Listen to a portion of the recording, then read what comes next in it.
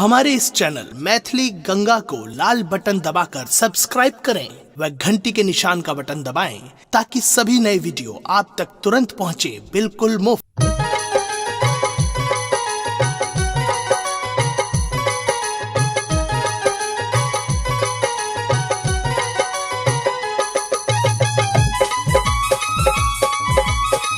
अपने सुन रहल छी गंगा कैसेट के प्रस्तुति।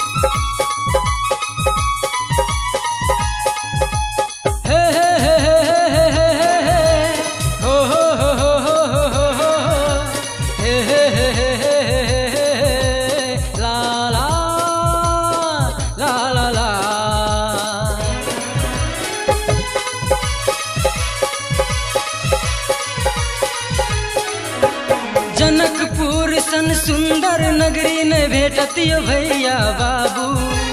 जनकपुर सन पावन धरती ने भेटतियो भैया बाबू। कि सब कोई झूम के नाचू, कि सब कोई झूम के गाओ, कि सब कोई झूम के नाचू, कि सब कोई झूम के गाओ।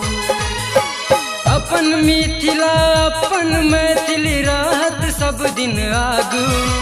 अपन मिथिला अपन मैथिली रहत सब दिन आगू। कि सब कोई झूम के नाचू, कि सब कोई झूम के गाओ, कि सब कोई झूम के नाचू, नाचू, कि सब कोई झूम के गाओ, गाओ।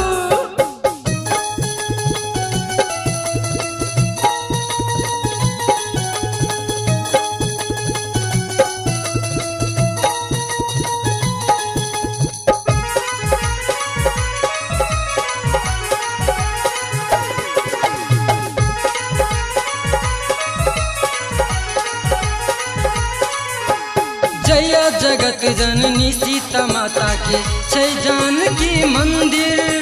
प्रेम भाव से पूज सब कोई सब रात और सब दिन।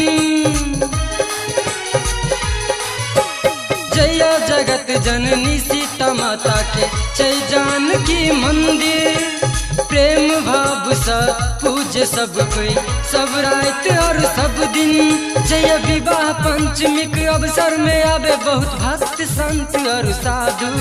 जय विवाह पंचमी के अवसर में आवे बहुत भक्त संत और साधु। कि सब कोई झूम के नाचू, कि सब कोई झूम के गाओ, कि सब कोई झूम के नाचू, कि सब कोई झूम के गाओ।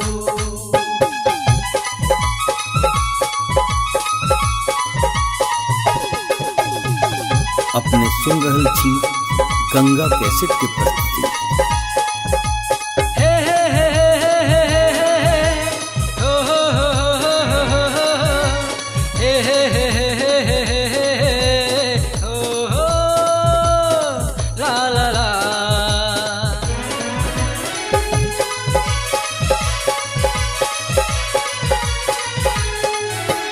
महाकवि विद्यापति और उगना जे छला बड़का विद्वान। मैथिली और मिथिला में बढ़लक ओ एकटा शान।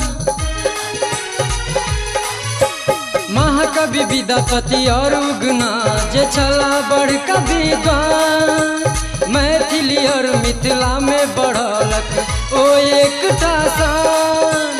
मैथिली भाषा भाषी के लागी केलक वो एहन जादू।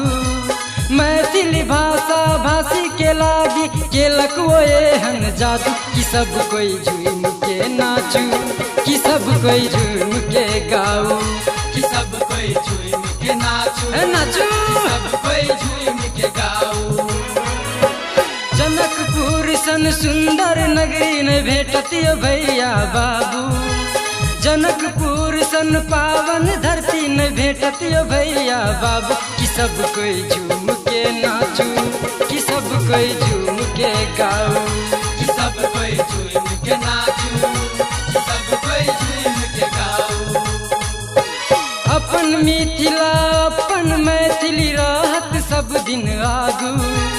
अपन मिथिला अपन मैथिली रहत सब दिन आगू। कि सब कोई झूम के नाचू, कि सब कोई झूम के गाओ, कि सब कोई झूम के नाचू नाचू सब कोई